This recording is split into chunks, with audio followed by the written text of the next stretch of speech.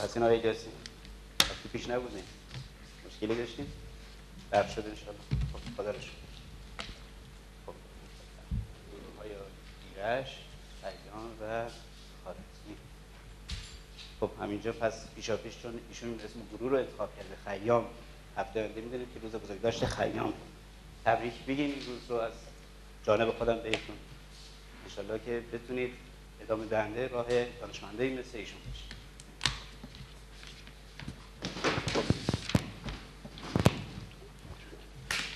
خب آقای الیاسی لطف کنید تکالیف دوستاتون رو یه نگاهی بندازید ببینید انجام دادن دوستاتون. شما همچنین آقای بختیاری، آقای شهرداری شما هم اگه زحمت بکشید تکالیف دوستاتون رو.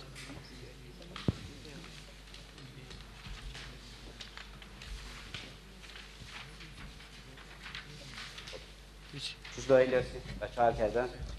خب انشالله که درست عمل کردن؟ بله. خب گروه شما چی؟ درست کردن. تمرین از جلسه قبل بوده که اشکالی داشته باشید؟ مشکلی نیست. خب یک سری سوال رو با هم دیگه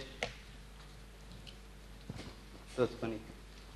سوال اول رو انفرادی جواب بدید.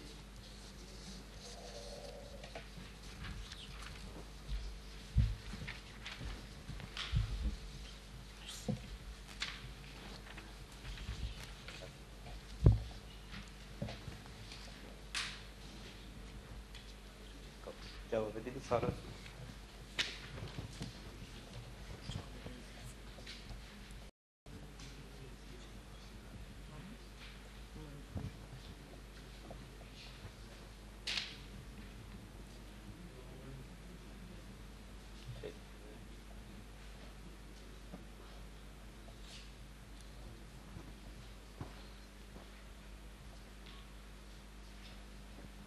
خوب.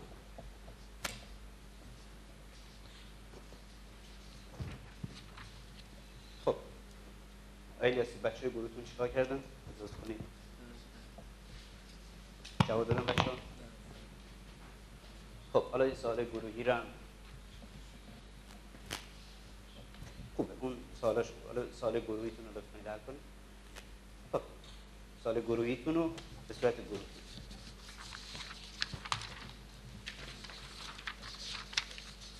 خب سوال گروهی رو هم گذاشتم در اختیارتون.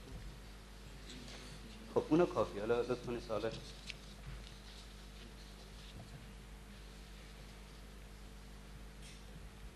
خب آقای شرقی حل کرده بودیم بچه گروه.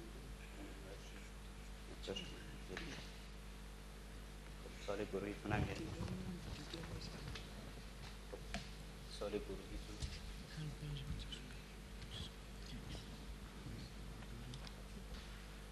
خب تموم شد؟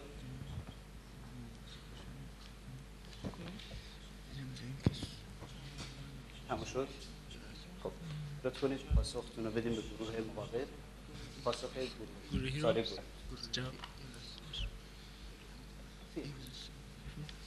بدیم به گروه. خب شما هم آیه پاسخ گروه رو بگیرید. پاسختون رو بدیم به گروه این طرف. خب پاسخ گروه رو بگیرید. شما پاسخ های دوستاتون رو یه بررسی کنید ببینید چند تا سوال تونستن جواب بدن.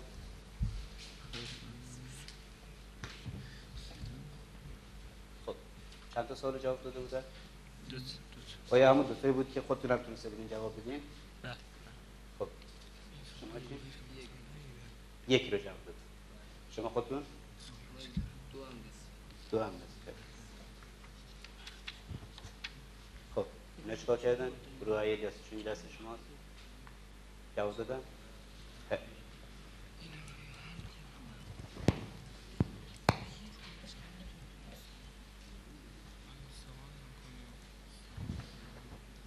بچه یه ضرب مثل میگم ببینید این ضرب مثل چی تو ذهنتون تداعی میکنه؟ آب که سر بالا بره قورباغه ابروعطا میکنه. تو ذهنتون چی میاد؟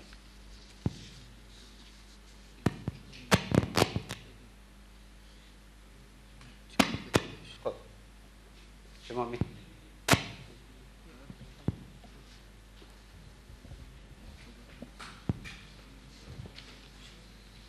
آقای فاطمی بفرمایید. زمان مثلا عموما جایی به کار میره که برعکس یک واقعیتی انجام میشه، مثل آب که همیشه سر به پایین میاد، مثل آبشار و اینجور مسائل. وقتی که آب یه حالت برخلاف انتظاری انجام میشه، مثل آب سر بالا میره، قورباغه‌ای که صدای بدی داره، همون ابوعطای قورباغه معروفه، این هم اینجا صورت میگیره. یعنی یک کاری برعکس بخوایم انجام بدیم خیلی سخت و خیلی شاقه دیگه، درسته؟ ولی اگه در جهت باشیم خیلی راحت تره. خب لطفاً این تصویر یه نگاهی بکنید. فرض کنیم توی یه رودخانه ایم که آب به این صورت جریان داره. یه قایقی در نقطه آب ایستاده، لنگرش رو کشیدن. خب شروع میکنه توسط جهت جریان حرکت میکنه. در کدوم طرف؟ در جهت جریان تا میرسه به نقطه چی؟ ب دیگه، درسته؟ خب این پاره خطی که اینجا داریم یه پاره خط آبه هست که جهتش با جهت جریان آب یکسان هست. دارای اندازه است، یه اندازه هم داره. این رو که یه راستا هم داره، راستاش هم با راستای رودخونه‌مون چیه؟ یکی هست. اینو بهش میگیم یک بردار. خب پس انشالله میخوام در این جلسه وارد بحث بردار بشیم. با بردار آشنا بشیم چی هست، چه کاری میشه رو بردارها انجام بدیم و ضمناً متوجه بشیم که بردار از یه لغت یونانی گرفته شده به نام وکتور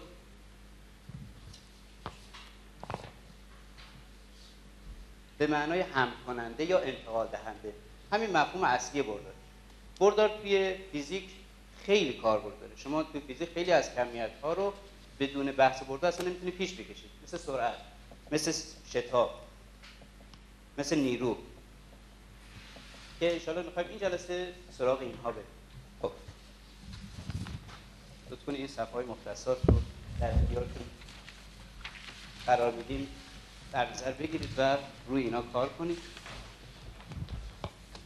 خب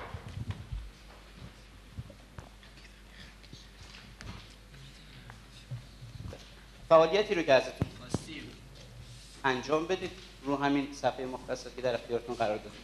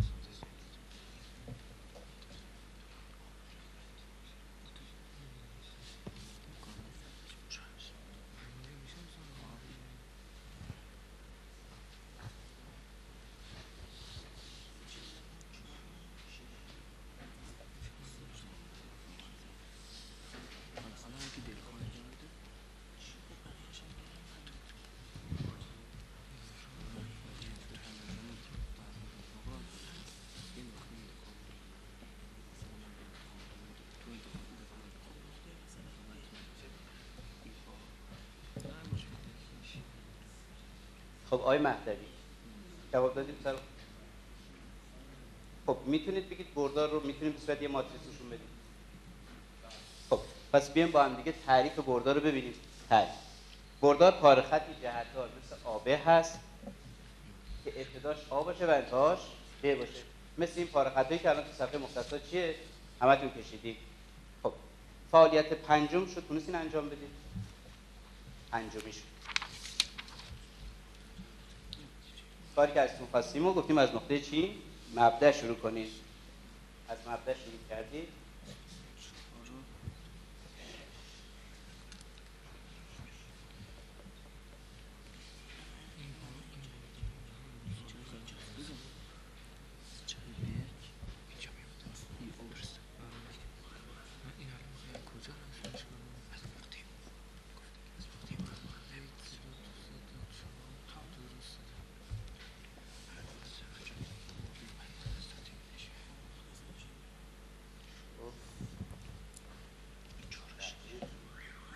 خیلی. حالا اینجا نگاه کنید، همونجوری که کشیدیم، اگه ما در صفحه مختصات یه نقطه مثل آب مختصات x1 و y1 داشته باشیم، اون برداری که الان شما تو فعالیت پنجمی کشیدین، برداری مثل این کشیدین دیگه، درسته؟ خب اینو بهش میگیم بردار مکان.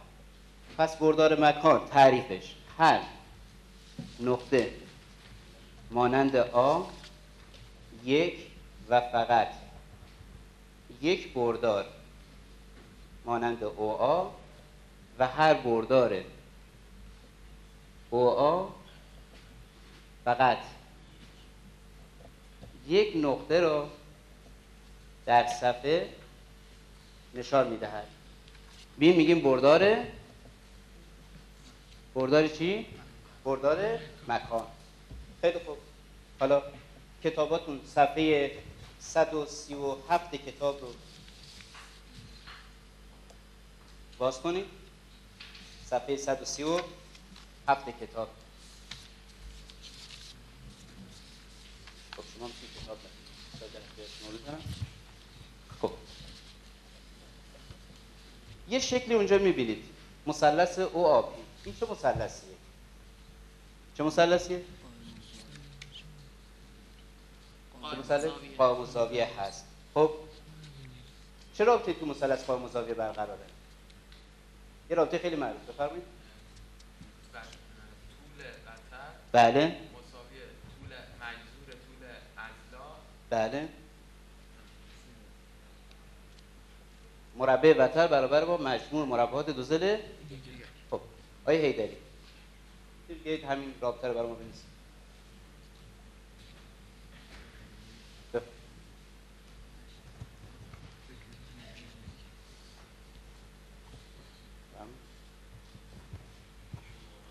بله.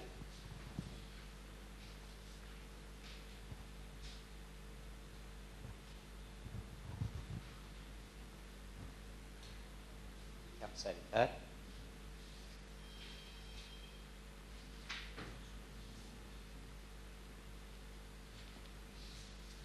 بله. رابطه‌ای که نوشتن. بله. خیلی متشکرم.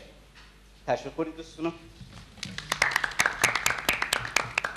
خب حالا همتون به عنوان مثال فرض کنید به نقطه‌ای باشه به مختصات -3 و -4. طول بردار مکانشو پیدا کنید. 5. چرا شد 5؟ توی این فرمولایی قرار بدیم چند به دست میاد؟ 5. خب حالا اگه ما بیایم نقطه مبدا نباشه، یکی نقطه آ باشه یکی هم نقطه ب، یعنی هیچ کدوم از این نقاطمون مبدا نباشه، طول این بردار از چی به دست میاریم؟ از چه رابطه‌ای؟ آقای شرقی از چه رابطه‌ای؟ بفرمایید. با مساوی با بردار آ مساوی با x2 منهای x1 بله. y2 منهای y مجذورش. درسته. تفاضل طول‌ها مربعش و تفاضل عرض‌ها مربعش رو حساب کنیم، جمع کنیم، ازش چیه؟ جلب. این همون فرمول فاصله دو نقطه که پارسال خوندیم بود دیگه. اگه یادتون باشه اینو پارسال دیده بود. خب لطف کنید تو اون صفحه مختصات اگه دقت کنید یک سری بردار کشیدید. چه ویژگی‌ای دارن؟ چه ویژگی‌ای دارن؟ موازی‌اند، همجهت‌اند و همطولن. یک سری بردارهایی که در یه دسته قرار میگیرن هر سه ویژگی رو دارن بهش میگیم یه دسته بردار. خب میتونیم بگید دو بردار مساوی چیه؟ حالا دسته بردار رو اگه در ترجمه‌ای که بردار مساوی برداری که هم جهت باشه، هم اندازه باشه و موازی باشه. بله کاملا درسته. خب به نظر شما از نظر ماتریسی چطور دو تا بردار مساوی چی هست؟ از نظر ماتریسی بفرمایید. زمانی دو بردار مثلا آ و ب با هم مساویان که x1 مساوی با x2 باشه و y هم با y2 برابر باشه. یعنی بردار آ به مختصات x1 y1 اگه با بردار ب x2 و y2 میخواد مساوی باشه باید چه اتفاقی بیفته؟ x1 با x2 برابر x1 با x2 y1 هم با y2. خب حالا نگاه کنید، اگه این بردار آبه باشه و اینم بردار سه ده، خب من اگه از اینجا اینا مساوی باشن، اون شرایط مساوی در نظر بگیرید، اینو بکشم، چهارزلی آ ب د سه چه چهارزلی میشه؟ متوازی و اضلاع هست، چون این دوتا با هم موازی و مساوی. خب این یه حالت، پس میتونه اینجوری باشه. کافیه؟ چی بخواد؟ جهت هم میخواد. بله ممکنه دوتا برداری که ما میخوایم به این صورت باشه، بردار آبه و بردار سه روی یک خط راست قرار میگیرن. خب بحث بعدی که میخوایم با هم دیگه داشته باشیم بحث ضرب عدد در بردار هست.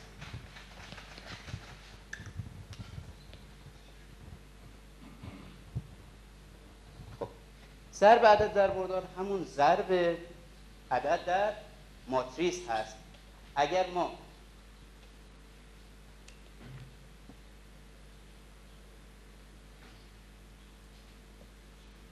یک عدد حقیقی داشته باشیم، R یه عدد حقیقی باشه و V به متصاد x1 و y1 یک بردار باشه، آنگاه حاصل ضرب این عدد در بردار به این صورت چیه؟ قابل تعریف هست، یعنی RV برابر هست با RX1 RY1. خب حالا اگر R صفر نباشه، این یه عدد غیر صفری باشه، بردار V و RV با هم دیگه چی میشن؟ موازی هستن. پس دو بردار موازی هستن اگر یکی چی بشه؟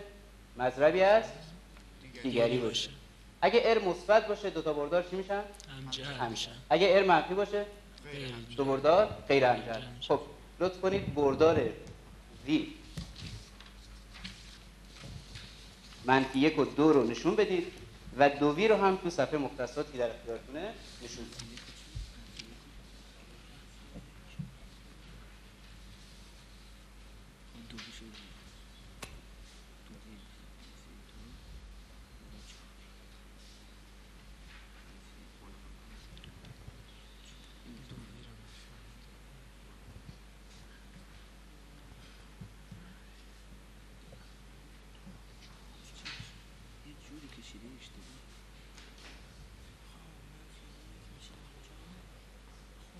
بله احسن. خب گروه بیرشک تموم کردن. بله گروه خوارزمی هم تموم شد. گروه خیام روز مشغولید. خب احسن. حالا اگر فرض کنیم این یه بردار باشه، حالا من اینو در عدد یک ضرب میکنم، در عدد یک میشه چی؟ خودش. حالا اینو در عدد دو ضربش، چه اتفاقی افتاد؟ دو برابر میشه. جهتش چی؟ تغییر راستاش چی؟ تغییر نمی‌کنه. یکی شد. حالا سه برابر شد. راستا و جهت هیچ وقت با هم فرق نمی‌کنه. حالا در عدد منفی یک ضرب چه اتفاقی میفته؟ جهتاش با هم دیگه چیه؟ مخالف. خب یکی به سمت بالا هست، یکی به سمت پایین، یکی شرق میشه، یکی غرب. خب میخوایم بردارها رو جمع کنیم. روش هایی که میخوایم داشته باشیم: یک، مثلثی. خب لطف کنید این ماکت یه بودایی بندازید. خب یه نفری میخواد از شهر تهران شروع کنه به حرکت تا زمانی که برسه به شهر کوچان و بعد زمانی که اینجا رسید از این جاده بیاد تا برسه به شهر چی؟ مشهد. خب حالا به نظر شما آیا این فرد میتونه مسیر رو انتخاب کنه که کار هر دو اینا رو انجام بده؟ کدوم مسیر؟ مسیر تهران مشهد. یعنی این مسیر رو اگه انتخاب کنه خیلی راحت‌تر و زودتر میتونیم پاسخ خودمون رو چیه بگیم. خب همونجوری که تو شکل داریم میبینید اینو بهش میگن مثلثی. بردار آب، بردار ب 3، جوابش میشه بردار چی؟ آ 3. میشه روش مثلثی. دلیلش هم به خاطر همین شکل مثلثی هست که به وجود. خب یه روش دیگه هم داریم، متوازی و اضلاع.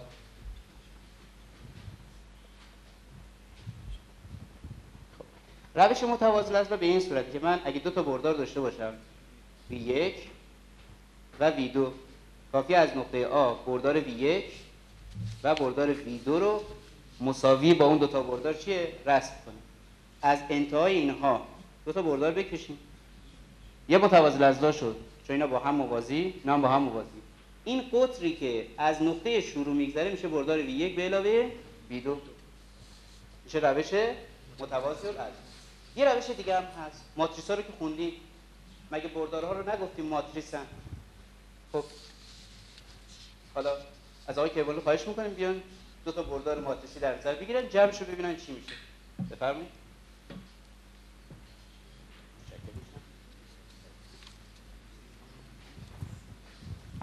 همینجا دو تا بردار مثال بزنیم. با هم یه کمک کنیم تحت پاک بشه. بفرمایید.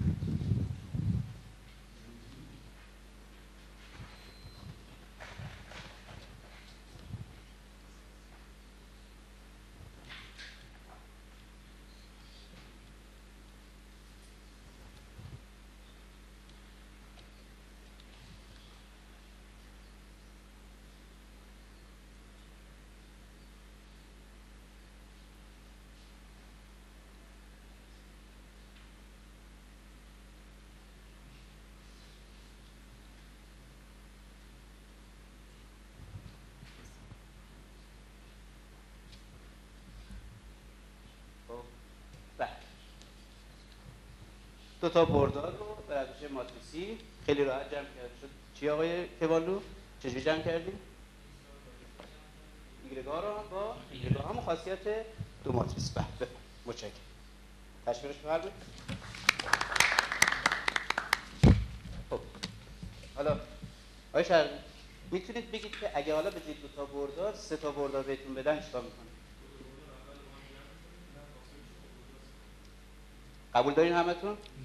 ایشون میگن اگه ما بردار V1 بردار V2 و بردار V3 رو داشته باشیم، بردار V1 رو بکشیم، بردار V2 رو هم بکشیم، جمع اینها میشه V1 به علاوه چی؟ V2. حالا این بردار رو با بردار سومی اگه جمع کنیم بردار چی به دست میاد؟ V1 به علاوه V2 به علاوه V3. پس جمع سه بردار رو هم به راحتی چیه؟ قابل بیانه. حالا که جمع بردارها رو شناختیم، طول بردارها رو متوجه شدیم که چی هست، بردار مکان رو شناختیم، بیایم به همون بحث اول اون قایقه رو در نظر بگیرید. یادتون بیاد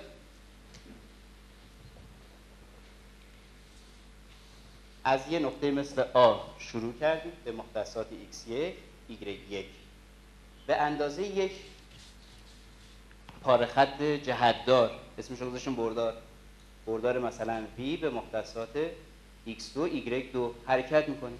خب قطعا به یه نقطه مثل ب میرسیم یا نه؟ میتونیم بگیم مختصات ب چی میشه الان؟ جمع کدوم ها؟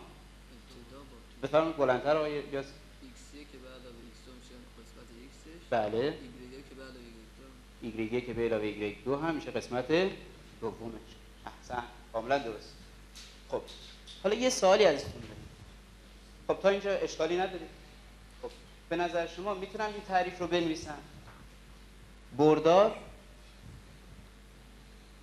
یک انتقال است. برگردیم به اون مثال قایقه، ببینید با این چیزی که داریم میگیم اینجا هم داریم شکل می‌بینیم جور در میاد. این قبول دارید اینو؟ چرا انتقال میگیم؟ بفرمایید شما. چرا میگیم یک بردار انتقال؟ بله درست، منتقل میشیم، پس میشه چی؟ یک بردار انتقال. خب حالا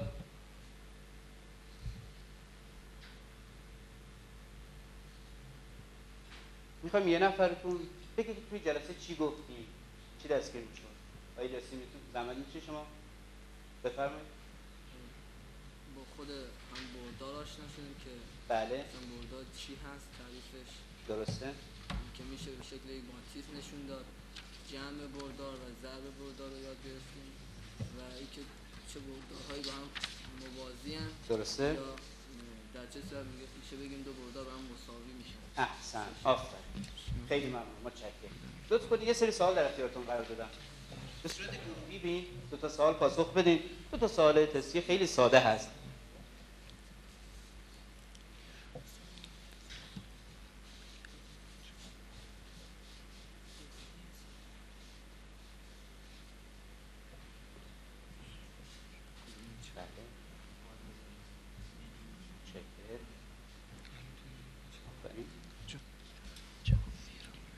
خب گروه خوارزمی خیلی زودتر از گروه‌های دیگه تموم کرد. حالا ببینیم جواباشون هم چی هست. خب میتونید بفرمایید سال اول چی جواب دادین؟ گزینه 3. چرا؟ چون گفته که اگر دو بردار 1 و 2 بله باشن، درسته، اگر ما کار یک عدد حقیقی فرض کنیم، درسته، اون مضربی از 1 میشه. درست. سال دوم چی خودی میکنیم؟ سوال دوم گزینه 4. احسن، کاملا درسته. انشالله گروه بعدی هم برسه. خب برای که بیشتر بتونید توی زمینه کار کنید، آشنا بشید، چون مطالب کتاب ممکنه اون خاصه شما رو برآورده نکنه، یک کتاب براتون در ذکر کنم. کتاب بردار در صفحه و فضا. یه سری کتاب‌های کوچک ریاضی هست در ارتباط با درساتون، مخصوصا در رابطه با بردار. این کتاب از آقای هاشمی، کتاب بسیار مفید، هم برای کتاب امسال درس امسالتون، هم برای دوره پیش دانشگاهیتون. میتونید تهیه کنید و ازش استفاده کنید. خب برای جلسه بعد تمرین صفحه 142 کتاب و صفحه 143 یه سری تمرین خیلی ساده داره حل می‌کنه. بعد ازتون می‌خوام یه خواهشی هم داریم. برید تحقیق کنید. فکر کنید بردارها رو پایه‌گذارهای اصلیش کدوم دانشمندا بودن. و بعد چند تا کاربرد فیزیک رو هم در رابطه با بردار برای ما پیدا کنید و بیارید.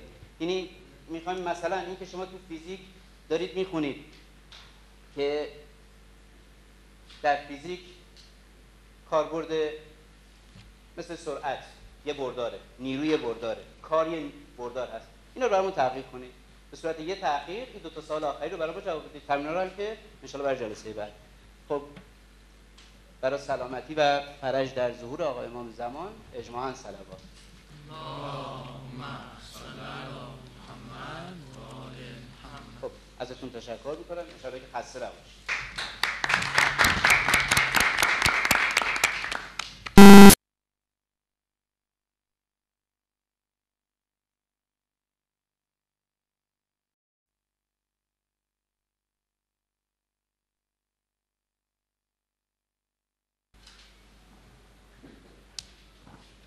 بسم الله الرحمن الرحیم و به نستعین. سلام و درود بی پایان ما بر حضرت سامن المجد علی بن موسی رضا که ولی نعمت همه ما هستند و همه ما در سایه سار این بزرگوار زندگی می‌کنیم و خدا رو بر این نعمت شاکر.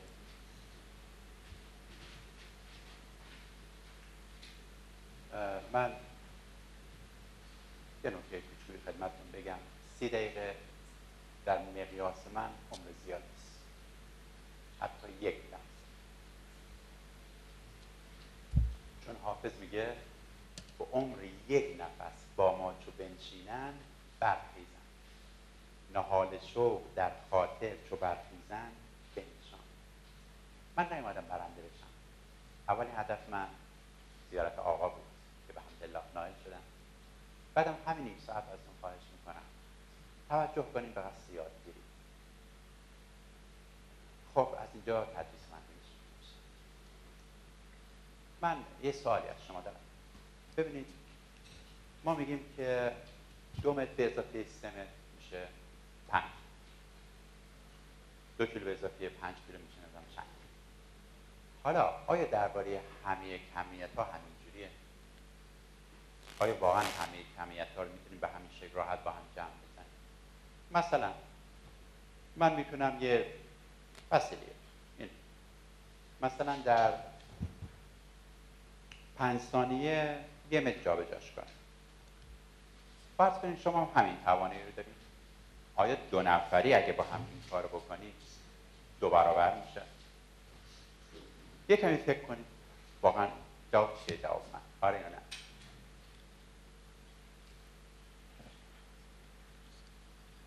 من راهنمایی میکنم به انگشته من دقت کنید. فرض کنید یک از انگشتام انگشت شماست. خب بفهم.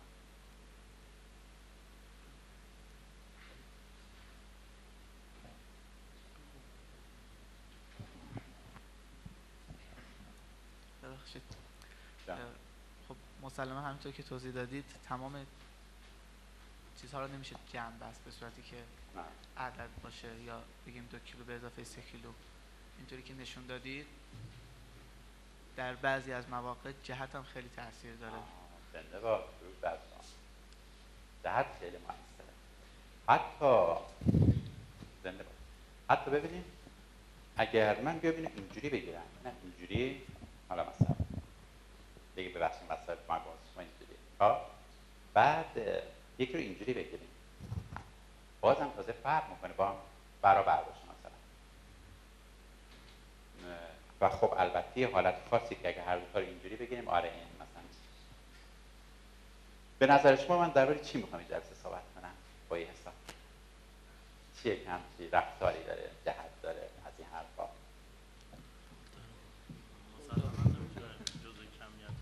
مسلما نمیتونه جزء کمیت‌های نرده‌ای باشه. نرده‌ای. خب چی میتونه باشه به نظر شما؟ باز جزء کمیت‌های برداری. برداری باشه. اصلا ما درس ما برداره. درود بر شما. ما می‌خوایم درباره بردار صحبت بکنیم. من این یه تعریف از بردار حالا من نوشتم نیارم. شما نبینید. من از شما میخوام یکم با هم مشورت کنیم. یه تعریف از بردار برای من ارائه بدین. با توجه به تو سال سوم راهنمایی هم بردار خوندین و تو فیزیک همین امسال تو اولش بردار رو خوندین، جابجایی ها رو خوندین. یکم با هم مشورت کنیم.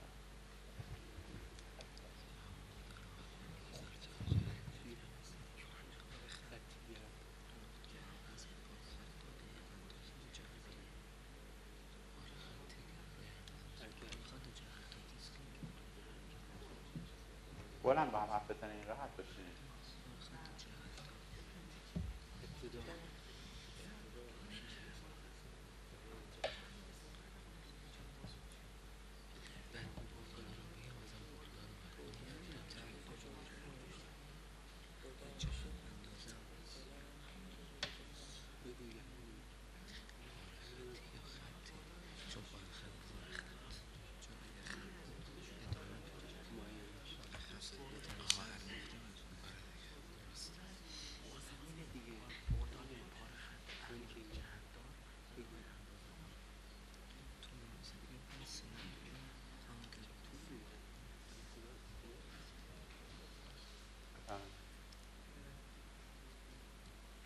فکر میکنیم بردار یک پاره خطی باشه.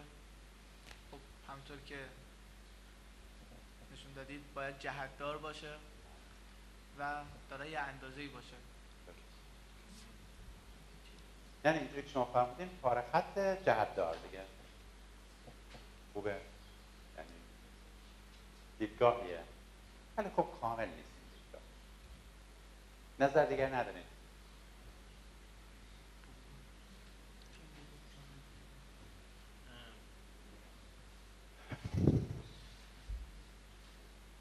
ببینید ما میشه بردار مثلا 3 تا تحلیل براش داشته باشیم. یک بگیم که به دید هندسی پاره خط جهتدار. خب بعد یه دید تحلیلی یه ماتریسی کلاس سوم راهنمایی نسبت می‌دادیم.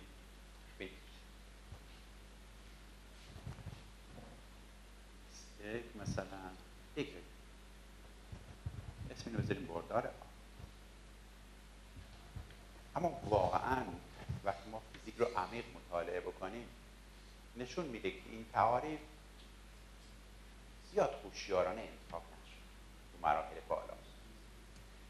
به تدریج به این فکر رسیدن که بگن خب اصلا ما اینا همه رو ببینین همه حالا من که همه تخته رو بکشم دیگه. مثلا حالا اینا فرض بفرمایید هم اندازه باشن، هم سو باشن یا هم جهت باشن و موازی باشن. همه اینا رو میگیم بردار. یعنی در واقع بردار یک مجموعه است. بیشمار عضو داره. یک دسته است، یک خانواده است. با اون شرطی که خدمت شما عرض کردم. حالا ما یه نماینده اینو مثلا انتخاب میکنیم میگیم بردار. این تعریف بهتره میگم. کتاب همینو گفته. بذاریم ببینم شما کتاب چقدر خوندین؟ شما قبول دارین کتاب اینو گفته یا نه؟ این تعریف کتاب هست. من دوست دارم بالا حرف بزنین، صحبت بکنیم با هم دیگه. شما واسه خیلی رسمی نشستین و خب سوالمو تکرار میکنم. به نظر شما تعریف کتاب از بردار چیه؟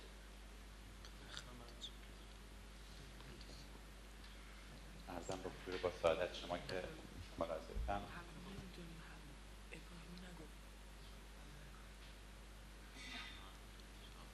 اصطلاح بردار برای تصور ذهنی این دسته از پاره خط‌ها نیست که کار برده میشه.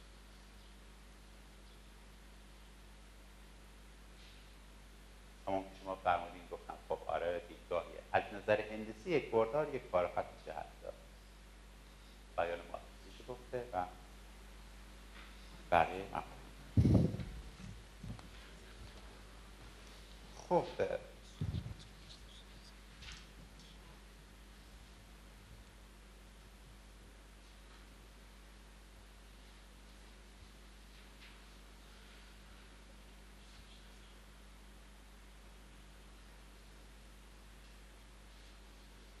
همون مفهوم من حالا خواستم القا بشه که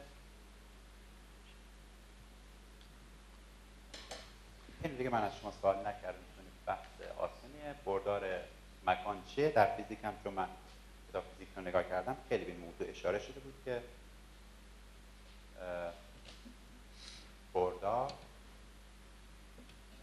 بردار مکان در واقع برداریه که ابتداش مبدأ مختص است. خیلی خوب، من معمولا در شروع یا آزمونی میدن به عنوان آزمون تشخیصی. من این کار نکردم، گفتم که بزنین کم حال هوای کلاس هستم بیا چه کارتون رو باز کنین. یک آزمون نوشته آزمون شروع پیداش کردیم گذاشتم برای همه آزمون تشخیص. وقت من حاضر بتونم نکردم، چون شما وقتی اومدم تو اتاق 9 نفر بودیم، مستعد 9 نفرم حاضر بودیم. البته شما یه جلسه غیبت بود، همتون هم غایب بودیم. دیروز ببینید من کارم ناقص شد. من قرار بود نرم افزار میتل و چند تا نرم افزار رو کار کنم، به حال اون کار ناقص شد دیگه. دیدم که دیروز من اینطور گفتم ولی امکان سوالم نداشت که شما رو بیارن. اگه 1-2 ساعت با هم کار می‌کردیم چه جالب بود. ان شاءالله حالا بعد خودتون دنبال نرم افزار ریاضی باشید. امروزه دیگه بدون این نرم افزارا کاری نمیشه تو ریاضی. شاید کار جالبی نمیشه تو ریاضی انجام. خب حالا پاسخ بدیم این سوالا رو. عجله هم من ندارم، فکر وقت منم نکنید، راحت باشید. یک همین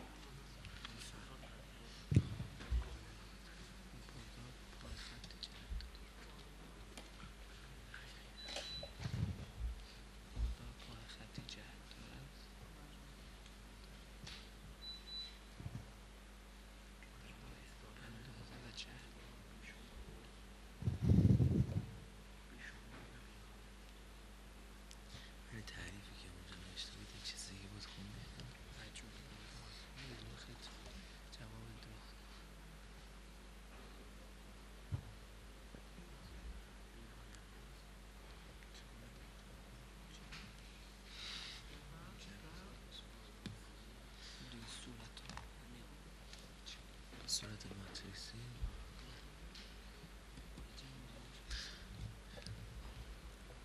ایکسشون با هم بکنیم از سمت هفت. شما گروه 1 وسط گروه 2، شما عزیزم شما گروه 3. همون بالای ورقه هم گروهتون رو بسیم کافیه. حالا اسم هم نمیسیم. انشاءالله بشه آخر جلسه جایزه این آقا بده من هدیه خدمت می‌کنم. بردار پاره خطی یکی از دوستان تو بلند جمع کنه بیاره که دیگه من انجام بلند نست.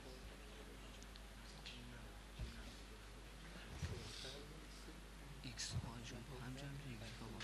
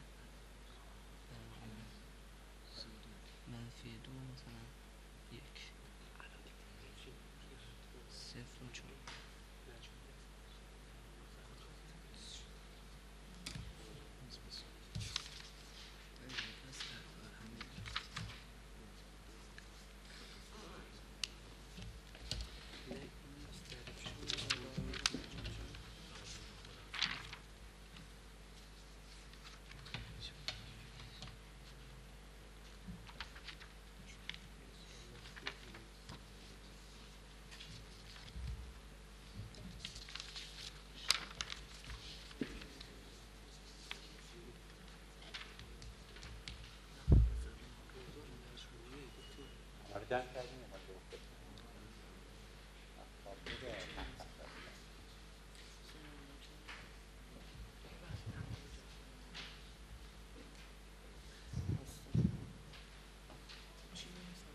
حتما درست. در این مورد حتما حتما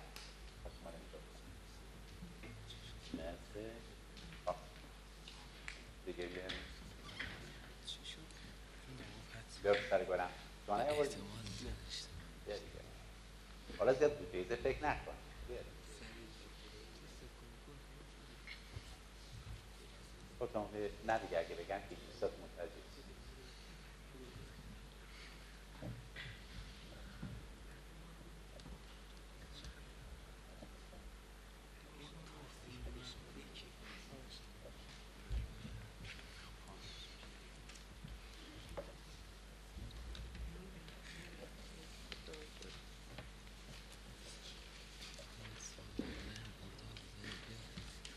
میخواستم خدمت شما عرض کنم که اثر این پاره خط جهتدار چقدر تو ذهن قویه.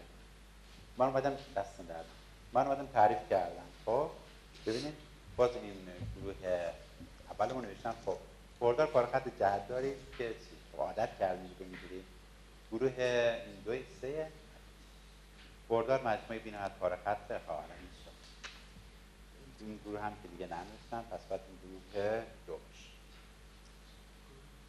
فهمیدم بردار پاره خطی است که دارای جهت مشخصی است و همچنین ابتدا انتهای آن معلوم نیست. چرا عزیزم ابتدا انتهاش معلومه؟ یعنی ما مثلا برداری با طول بی‌نهایتی حرفا که نداریم یا اگر هم داریم من از چیزیش که اطلاع نمیشه. بعد جمع بردار هم خب خوبه نفسه نگاه کنین خوشم کتاب حالا نیاوردین به دلایلی ولی من مایلم پاورقی این کتاب ملاحظه بفرمایید. گفته که خیلی خوب از نظر هندسی اگر 2 بردار مساوی باشن لازم است چهارضلعی ABC متوازی الاضلاع باشد. پاورقی اما کافی نیست زیرا این چهارضلعی متوازی الاضلاع است ولی AB مخالف CD. میبینید کدوم پاورقی رو دارم میگم؟ میبینید چی میخواد بگه؟ مواجه بودن شرط لازمه برای تصویه بردارها ولی شرط کافی نیست. این چیزی که بهتون بگم تا فراموش نکردم نگاه کنید ممکنه یه مقداری هیجان انگیز باشه این تعریف. آخه چوری میشه اینا همه مختلفن باز ما میگیم همینا یکی یعنی نماینده انتخاب میکنه از این حرفا. نه این بیشتر عادیه.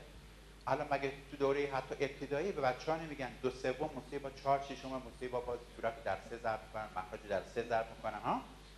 اینا ظاهر قضیهش که با هم فرق میکنه. کجا 2/3 اگه ظاهرش حساب کنیم با 4/6 یکی نیست. یه حالت اینجوری اینجا مطرحه. متوجه عرضمنده شده؟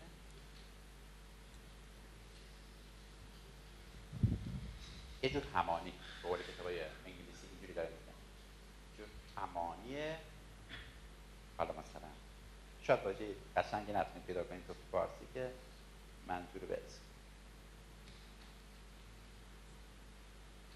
کی میتونه سریع قضیه فیثاغورس برای من بگه چیه؟ سریع ها گروه نه تگ نفری دست من بفهم. اگر در یک مثلثی مجموع مجذور 2 ضلع برابر با مجذور وتر باشه احسن در نتیجه اون مثلث قائم‌الزاویه است و اینو جناب آقای فیثاغورس کشف کرد که اگر مجموع مجذور 2 ضلع هم درست در شما هم درست در فیثاغورس. آخه فیثاغورس این دیگه عکس فیثاغورس میگه. فیثاغورس داره میگه اگه مثلثی قائم‌الزاویه باشه بعد اون فرمایش شما که دیگه تکرار نکنم ولی شما عکسش رو فرمودید. حالا میگن اگه یه مثلثی بزرگترین ضلع اینجوری باشه حالا اون قائم‌الزاویه است. به هر حال ممنون از شما. چه بچه آرومی هستید. نوبتی که داشتید من خیلی زودتر از شما اصلا حرف نمی‌زنم. شما حرف نمی‌زنید. این بار دوم سوم دارم میگم. اصلا خواهش می‌کنم تو بحثا شرکت بکنید. حرف بزنید با هم دیگه بهتره. خب بردار مکان که شما متوجه شدید. این چیه بردار مکانه؟ با هر چی می‌دونید یعنی علامت کامپیوتری دیگه. بله ایکس به توان. هوا. اندازه بردار مکان. خب خیلی راحت اثبات میشه. من اینجا براتون اثبات کنم. عرضم به حضور شما که اثبات بسیار ساده. اینجوری که شما فرمودین اگر این A باشه این B این C A2 مساوی با B2 به اضافه C2. خب این هم واقع. حالا ببینید ما در باری بردار مکان مگه چی داریم؟ برداری است که ابتدای آن کجا باشه؟ مبدأ. خب عمود رسم می‌کنیم داستانی که خودتون از من بهتر می‌دونید این ایکس این ایگرگ. حالا این ایگرگ چه فرقی می‌کنه؟ خب کار تموم دیگه بفهمید. پس اینو مثلا من با آر نمایش میدم. پس آر میشه با رادیکال ایکس به اضافه ایگرگ 2 و این شده اندازه بردار مکان. حالا مثال بزنیم. مثلا میگه برداری هست 3 و 4. طول 3 ارک 4. خب اندازه این چی میشه؟ 2 آدم وقتی به خاطر زنگ مثل شما سر کار داره مشکل نداره. خب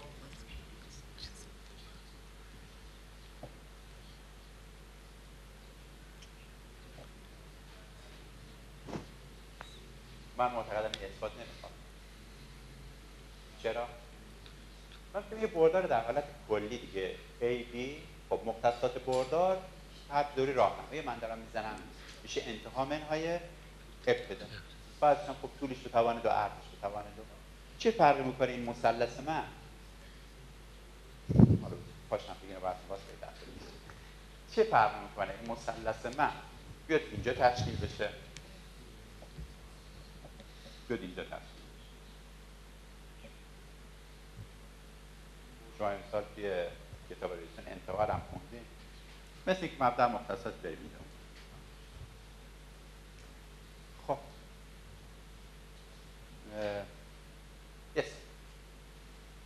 از نظر فیزیکی ما که حالا در ریاضی میگیم اندازه برداری میشه، تعبیر فیزیکی این چی با توجه به کتاب فیزیک؟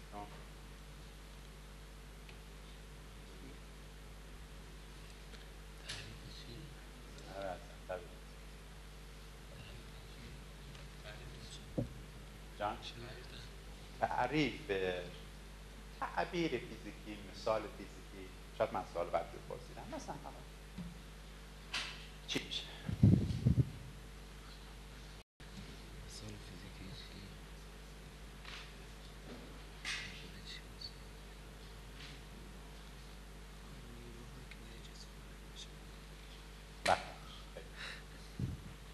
اندازه جابجایی میشه.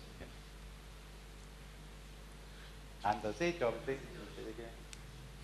ما نمیگیم برد مثلا تو فیزیک شما خیلی رو جابجایی اونا تاکید داریم. اندازه جابجایی میشه. تو دوره راهنمایی خیلی با انتقال صحبت کرده.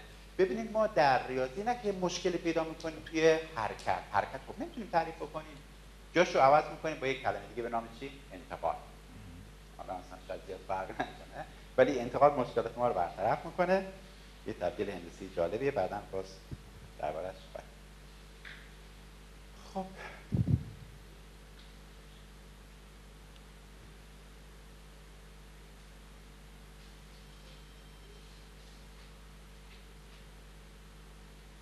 رد نشدم اگه سوالی هست بکنم.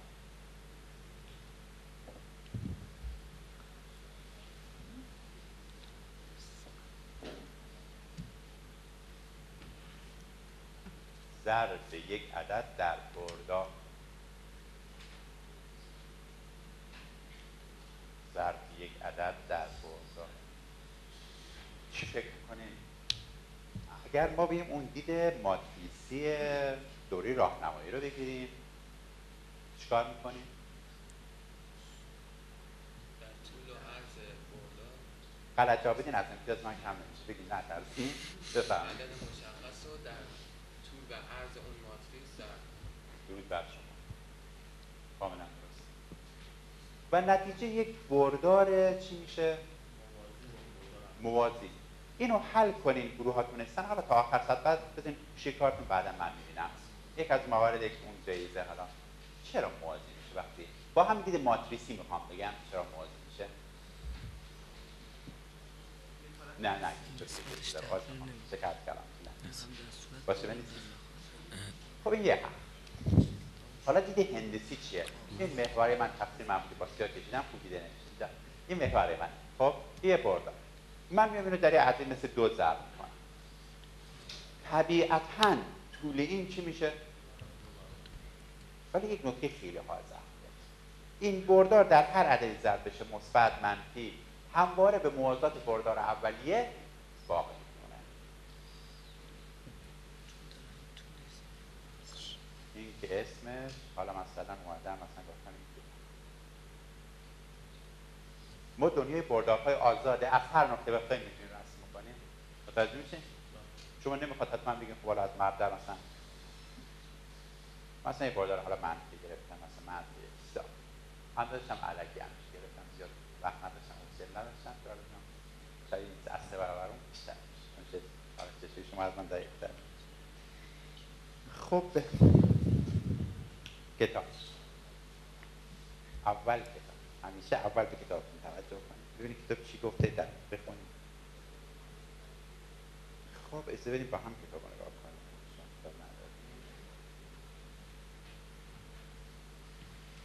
حضور با سادت شما عرض کنم که یکم در بالاتر راحت‌تر.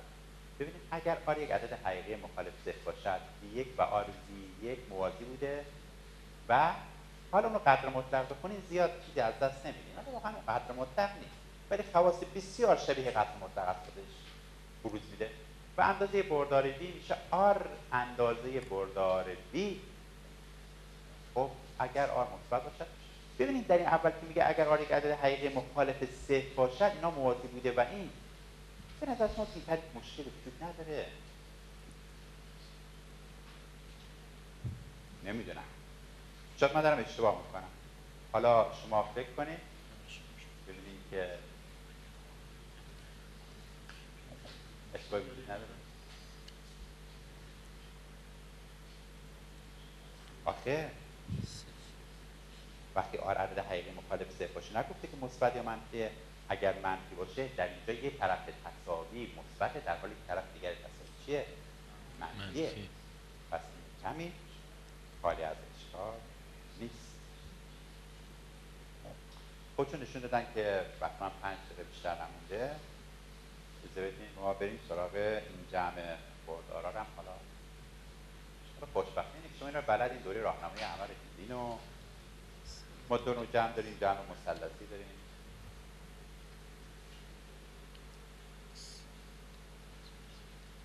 نظر این بودی که از هر نقطه بخوایم میتونیم رسم کنیم. میخواستم این فکر رو بهتون القا بکنم.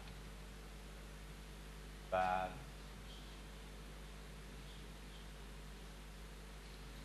جمع متوازی اجزا داریم.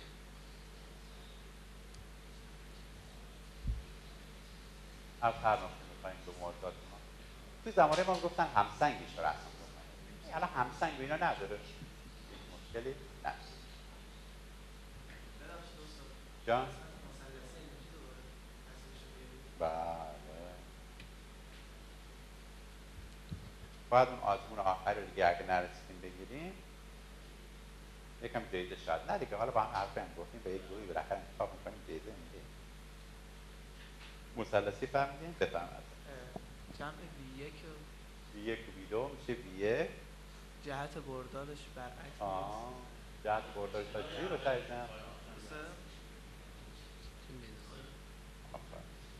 بعد این بیاد در واقع از اینجا باشه به اینجا. خیلی گوید احسن. خب حالا تا بقیه رو همجوری من دارم میکنم و این 2-3 دقیقه دیگه مونده سوالی اگه به نظرتون میرسه بپرسین. ضمن اگه سوال اینجا مثلا نشد جواب بدم دیگه وقتم شد بیرون من خدمتتون هستم. یعنی یه نیم ساعت دیگه میتونم اتاق خدمتتون باشم با هم صحبت بکنیم. منهای این حرفای مسابقه این حرفا. این پژوهشات دقت کنید با بررسی کتب فیزیک و ریاضی ببینید حالا کاربرد بردار چیه یه مقاله‌ای تهیه کنید. ان شاءالله دفعه دیگه تهیه می‌کنین.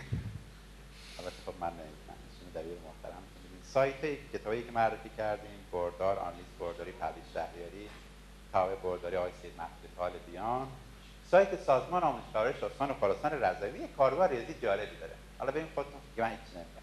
سایت خانه ریاضیات اصفهان، حالا دیگه وقت این کارو ندارید که خدمتتون بگم. جان؟ آره، شاید من از کنتون نوشتم. همین با پای پا مثلا من به نیم ساعت درست کردم اون شبی که می‌خواستم بیام، چون اصلا واقعا قصد شرکت نداشتم، گرفتاری اینا زیاد داشتم، بیاد حالا بیام بهونه چیز یاد میگیرم و تلمبس دانش آموزی میکنم خدمت اساتید و شما عزیزان. ببینید این بردار انتشار مدرسه، حالا من از تازه دارم خیلی کتاب با خودم نکشیدم بیارم نه اینه. حالا دیگه نمیخواد اینجا بزنم وقت گرفته بشه. یه صفحه فراموش نکردم، اینو ننوشتم بعدا یادم اومد. یک کتابی هندسی تحلیل آقای دکتر محمد گودرزی کامل حرفا. من دارم به پایان میبرم درسم. ببینید از همه شما متشکرم. هفته معلم خدمت استاد بزرگ که اینجا نشستن تبریک عرض می‌کنم جناب آقای خوشان، جناب آقای جوامع شاید بنده رو نشناسن ولی خب دانشگاه تربیت معلم جبر خطی ایشون درس می‌دن و بنده خاک پای ایشون هستم. سایر بزرگوارانی که حالا دیگه نمی‌دونم، من زیاد آشنا نیستم. هفته معلم خدمتتون تبریک میگم. هفته معلم خدمت شما دانش آموزا تبریک میگم. تعامل دو طرف است. ما بیشتر از شما آرگاهی چیزی یاد میگیریم تا شما هستید. من بیشتر چیزی که یاد دارم مدیون دانش آموزام هستم. خدمت همه شما تبریک میگم و السلام علیکم و رحمت الله و برکاته.